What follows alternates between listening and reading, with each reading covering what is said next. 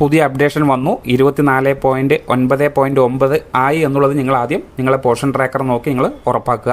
അതിനുശേഷമാണ് ഇതിൽ വന്നിട്ടുള്ള ഇളവ് നമുക്ക് ഇതിലേക്ക് സെറ്റ് ചെയ്യാൻ കഴിയുള്ളൂ. അതായത് THR സ്വീകരിക്കുന്ന ഗുണഭോക്താക്കളായിട്ടുള്ള പ്രഗ്നൻറ്റിനും ലാക്ടേറ്റിങ്ങിനും അവർക്കൊരു നോമിനിയെ സെറ്റ് ചെയ്തിട്ട് തുടർന്നുള്ള എല്ലാ മാസങ്ങളിലും THR കൊടുക്കാമെന്നുള്ളതാണ്. അപ്പോൾ ഗുണഭോക്താവ് വീട്ടിലിരുന്നു കൊണ്ട് തന്നെ അല്ലെങ്കിൽ അവർക്ക് അംഗനവാടിയിൽ വരാതെ തന്നെ THR ഈ നോമിനിയിലേക്ക് നമുക്ക് കൊടുത്തയക്കാൻ സാധിക്കും.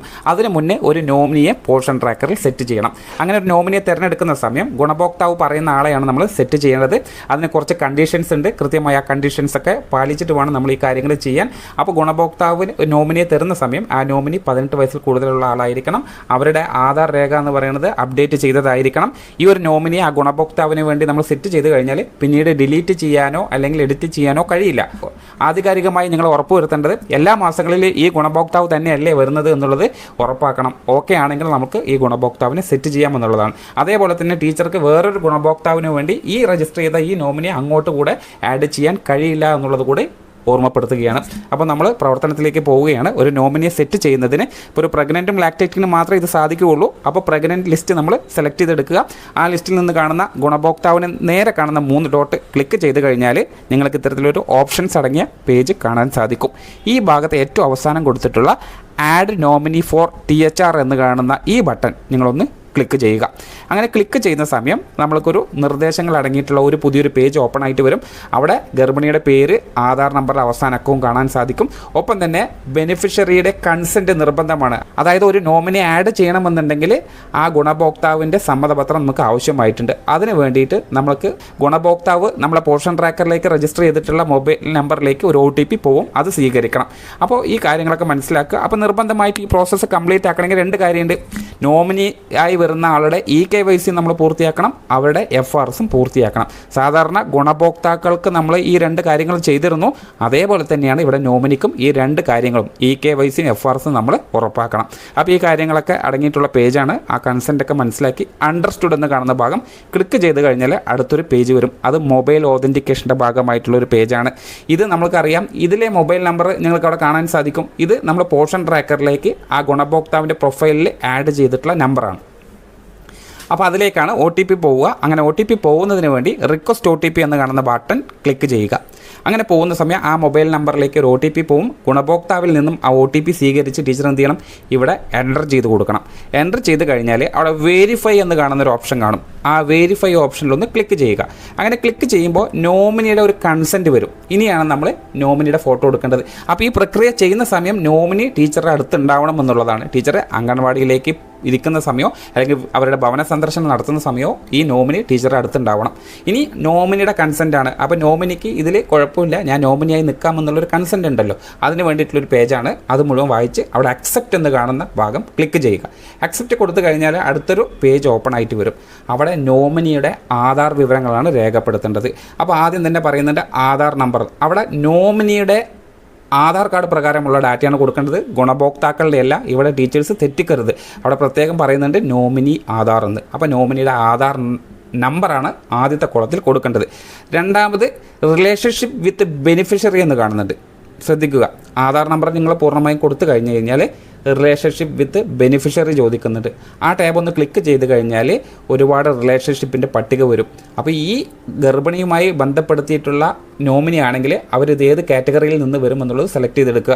ചിലപ്പോൾ ഗർഭിണിയുടെ ഭർത്താവായിരിക്കും, സിസ്റ്റർ ഇൻ ലോ ആയിരിക്കും, മദർ ഇൻ ലോ ആയിരിക്കും, ബ്രദർ ഇൻ ലോ ആയിരിക്കും, അല്ലെങ്കിൽ അമ്മയായിരിക്കും, അനിയനായിരിക്കും, അമ്മാവനായിരിക്കും, മുത്തശ്ശനായിരിക്കും. ഏത് കാറ്റഗറിയിൽ വരുന്ന ആളാണോ ഈ നോമിനി ആ ഗുണഭോക്താവിന് എന്നുള്ളത് ടീച്ചേഴ്സ് നോക്കിയാൽ തന്നെ അറിയും. അത് മകനാണോ അത് ഏതാണെന്നുള്ളത് അവിടെ നിന്ന് സെലക്ട് ചെയ്തെടുക്കുക. അത് കൃത്യമായി തന്നെ നിങ്ങൾക്ക് സെലക്ട് ചെയ്യാൻ സാധിക്കും. അങ്ങനെ കൊടുത്തു കഴിഞ്ഞാൽ ഇത്തരത്തിലുള്ളൊരു സന്ദേശമാണ്, നോമിനി ആധാർ ഓൾറെഡി യൂസർ എന്നുള്ളൊരു സന്ദേശമാണ് ടീച്ചർക്ക് വന്നതെങ്കിൽ മനസ്സിലാക്കേണ്ടത് ഓൾറെഡി ടീച്ചർ ഇപ്പോൾ നോമിനിയായിട്ട് കൊടുത്തിട്ടുള്ള ആധാർ വേറെ ഏതൊരു ഗുണഭോക്താവിന് വേണ്ടി കൊടുത്തിട്ടുണ്ട് എന്നുള്ളതാണ്. അപ്പോൾ ആ ആധാർ ഡീറ്റെയിൽസ് ഇവിടെ എൻ്റർ ചെയ്യാൻ കഴിയില്ല എന്നുള്ളത് കൃത്യമായി മനസ്സിലാക്കുക. ഓൾറെഡി വേറെ നോമിനിയുടെ ആധാർ വേറൊരു ഗുണഭോക്താവിന് പോർഷൻ ട്രാക്കിൽ എൻ്റർ ചെയ്തിട്ടുണ്ടെങ്കിൽ ഈ ആധാറുമായി മുന്നോട്ട് പോകാൻ കഴിയില്ല. അല്ലെങ്കിൽ ഇത് ഓക്കെ ആണെന്നുണ്ടെങ്കിൽ വെയിറ്റ് ചെയ്യുക. ഇത്തരത്തിലൊരു വെയിറ്റിംഗ് സന്ദേശമാണ് നിങ്ങൾക്ക് കാണുന്നതെങ്കിൽ സക്സസ്ഫുള്ളി എലിജിബിലിറ്റി ചെക്ക് എന്നുള്ള രൂപത്തിൽ പുതിയൊരു പേജ് ഓപ്പൺ ആയിട്ട് വരും. ഇവിടെ പ്രീ ചെക്ക് കംപ്ലീറ്റഡ് എന്ന് കാണിക്കുക. പ്രൊസീഡ് ടു EKYC എന്ന് കണ്ടു കഴിഞ്ഞാൽ നിങ്ങൾക്ക് അടുത്ത ഘട്ടത്തിലേക്ക് പോവാം. ഈ നോമിനിയുടെ ആധാർ ഉപയോഗപ്പെടുത്തി വേറെ ആർക്കും പോർഷൻ ട്രാക്കറിലേക്ക് രജിസ്റ്റർ ചെയ്തിട്ടില്ല എന്നുള്ളത് കൃത്യമായി നമുക്ക് ഈ ഭാഗത്ത് നിന്ന് തെളിഞ്ഞു വരും. എന്നാൽ ഇത്തരത്തിലൊരു സന്ദേശമാണെങ്കിൽ ആധാർ ഡീറ്റെയിൽസ് ഉപയോഗപ്പെടുത്തി നോമിനിയായി നമുക്ക് ഇയാളെ സെറ്റ് ചെയ്യാൻ കഴിയില്ല. എന്നാൽ ഇത്തരത്തിലുള്ളൊരു സന്ദേശമാണ് വന്നതെങ്കിൽ പ്രീ ചെക്ക് കംപ്ലീറ്റ് ഒരു ടിക്ക് മാർക്കും വന്നിട്ടുണ്ടെങ്കിൽ ഇവിടെ പ്രൊസീഡ് ടു EKYC എന്ന സന്ദേശം കൂടി കണ്ടു കഴിഞ്ഞാൽ ഈ ഭാഗത്ത് പ്രൊസീഡ് ടു EKYC എന്നുള്ള ഭാഗം നിങ്ങൾക്ക് ക്ലിക്ക് ചെയ്ത് അടുത്ത ഘട്ടത്തിലേക്ക് പോവുക. അപ്പോൾ നമ്മൾ സാധാരണ ഒരു ഗുണഭോക്താവിൻ്റെ EKYC ചെയ്യുന്നത് പോലെ തന്നെ മേരി പെഹ്ജാൻ അല്ലെങ്കിൽ ഡിജി ലോക്കർ അക്കൗണ്ടായിട്ട് ഒന്ന് പേജ് ഓപ്പൺ ആയിട്ട് വരും. അവിടെ നിങ്ങൾ കൊടുക്കേണ്ട ഡീറ്റെയിൽസോടെ ആധാർ നമ്പർ വീണ്ടും എൻ്റർ ചെയ്യുക. ആരുടെ കൊടുക്കണം? നോമിനിയുടെ ആധാർ നമ്പർ കൃത്യമായി അവിടെ കൊടുക്കുക. അതിന് തൊട്ട് താഴെ അവിടെ ഒരു ക്യാപ്ച കോഡ് ഉണ്ട്. കൃത്യമായി ആ ക്യാപ്ച കോഡ് വലിയ അക്ഷരമാണോ ചെറിയ അക്ഷരമാണോ തെറ്റ് കൂടാതെ തന്നെ തൊട്ടപ്പുറത്തുള്ള കോളത്തിലേക്ക് പകർത്തി എൻ്റർ ചെയ്യണം. ഈ കാര്യങ്ങൾ ടീച്ചേഴ്സ് എല്ലായ്പ്പോഴും ചെയ്തു വരുന്നതാണ്. എല്ലാ ഗുണഭോക്താക്കളുടെയും EKYC ചെയ്യുമ്പോൾ ഈ പേജ് തന്നെയാണ് വരിക. ഈ പേജിൽ കൃത്യമായിട്ട് അവരുടെ ആധാർ നമ്പർ, ഇപ്പോൾ നമ്മൾ നോമിനിയുടെ വിവരങ്ങളാണ് കൊടുക്കുന്നത്. നോമിനിയുടെ ആധാർ വിവരങ്ങൾ കൊടുത്തു. അതിനുശേഷം നിങ്ങൾ കൃത്യമായിട്ട് ആ കാണുന്ന ക്യാപ്ച കോഡ് പകർത്തി അതിനുശേഷം നെക്സ്റ്റ് എന്ന് കാണുന്ന കോളം ക്ലിക്ക് ചെയ്യുക.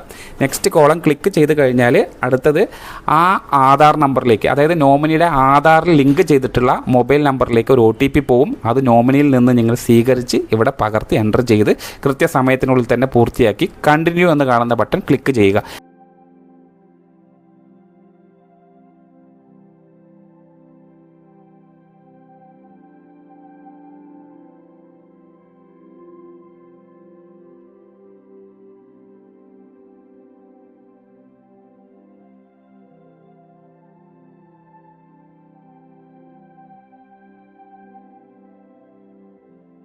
അങ്ങനെ ക്ലിക്ക് ചെയ്യുന്ന സമയം ഡിജി ലോക്കറിൽ ഒരു പേജ് കൂടി ഓപ്പൺ ആയിട്ട് വരും. ഇവിടെ ഒരു കൺസെൻ്റ് ആണ്, അവിടെ അലോ എന്നാണ് കൊടുക്കേണ്ടത്.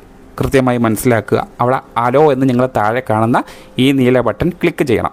അങ്ങനെ ക്ലിക്ക് ചെയ്യുമ്പോൾ നിങ്ങൾക്ക് EKYC കംപ്ലീറ്റഡ് സക്സസ്ഫുള്ളി എന്ന് കാണുന്ന ഈ ഒരു പേജാണ് നിങ്ങളുടെ മുന്നിലേക്ക് എത്തുക. അപ്പോൾ നിങ്ങൾ കാര്യങ്ങൾ കൃത്യമായി ഇത്രയും കാര്യങ്ങൾ ചെയ്ത് കഴിഞ്ഞപ്പോൾ EKYC സക്സസ്ഫുള്ളി പൂർത്തിയായി എന്നുള്ളതാണ്. അപ്പോൾ ഒരു ഘട്ടം 2-way ഓതൻറ്റിക്കേഷൻ്റെ ഒരു ഘട്ടം പൂർത്തിയായി. ഇനി അടുത്ത ഘട്ടം എന്ന് പറയുന്നത് ഫേസ് ക്യാപ്ചറാണ്. അപ്പോൾ അതിനു വേണ്ടി ഇവിടെ തൊട്ട് താഴെ പ്രൊസീഡ് ടു ഫേസ് ക്യാപ്ചർ എന്ന് കാണുന്ന ബട്ടൺ ഒന്ന് ക്ലിക്ക് ചെയ്യുക. ആ ബട്ടൺ ക്ലിക്ക് ചെയ്യുമ്പോൾ അപ്പോൾ ഇത്തരത്തിലൊരു പേജ് വരും. ആ പേജിൽ ആ നോമിനിയുടെ ആധാറിലുള്ള ഫോട്ടോ അവിടെ ഓൾറെഡി അവിടെ വരുന്നതാണ്. അപ്പോൾ ആ ഡീറ്റെയിൽസ് ഒന്ന് കൺഫേം ആക്കുക.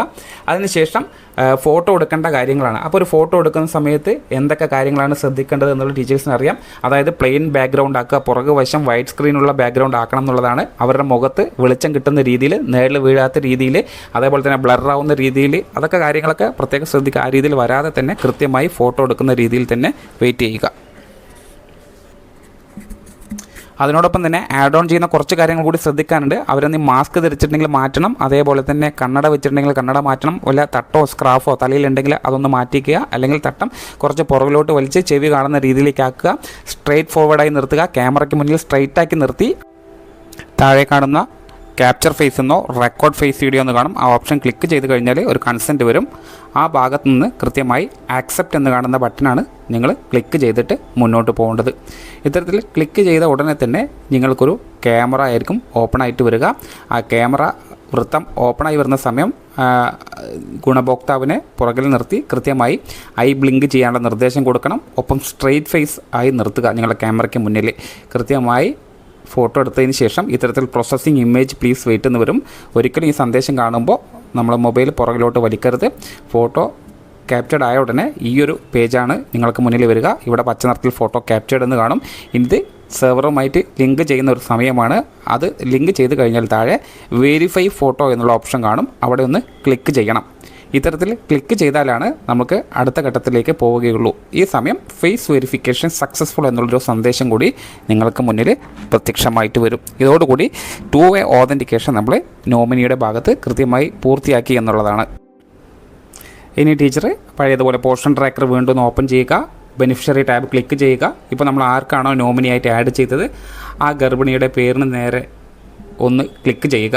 ആ സമയം ആ ഗർഭിണിയുടെ പ്രൊഫൈൽ കാർഡ് ഇത്തരത്തിൽ തെളിഞ്ഞു വരും. ഈ ഭാഗത്ത് കൃത്യമായി ഞങ്ങൾക്കറിയാം ഗുണഭോക്താവിൻ്റെ ഫേസ് വെരിഫിക്കേഷൻ എന്ന് കാണുന്ന ഭാഗത്തിന് താഴെ നോമിനിയുടെ ഡീറ്റെയിൽസ് അവിടെ കാണാൻ സാധിക്കും. അതായത് നമ്മളിപ്പോൾ ടു വേ ഓതൻറ്റിക്കേഷൻ പൂർത്തിയാക്കിയ നോമിനിയുടെ പേരും നോമിനി എന്ന് തന്നെ കൃത്യമായിട്ട് കാണിക്കും. അവിടെ അവരുടെ റിലേഷൻഷിപ്പ് കൂടെ കാണിക്കുന്നുണ്ട്. ഇവർ ആൻറ്റി ആയിട്ടാണോ അല്ലെങ്കിൽ അവരുടെ ഭർത്താവാണോ അല്ലെങ്കിൽ അവരുടെ ബന്ധുമിത്രാദികൾ ആരെയാണോ നമ്മൾ സെലക്ട് ചെയ്ത ആ ഒരു പേജ് ഓർമ്മയുണ്ടാവും. അത് പ്രകാരം ഇവിടെ നിങ്ങൾക്ക് തെളിഞ്ഞു വരും. ഈ നോമിനിയുടെ ആധാർ രേഖ പ്രകാരമുള്ള വിവരങ്ങളും കൃത്യമായി നിങ്ങൾക്ക് ആ ഭാഗത്ത് കാണാൻ സാധിക്കുന്നതാണ്.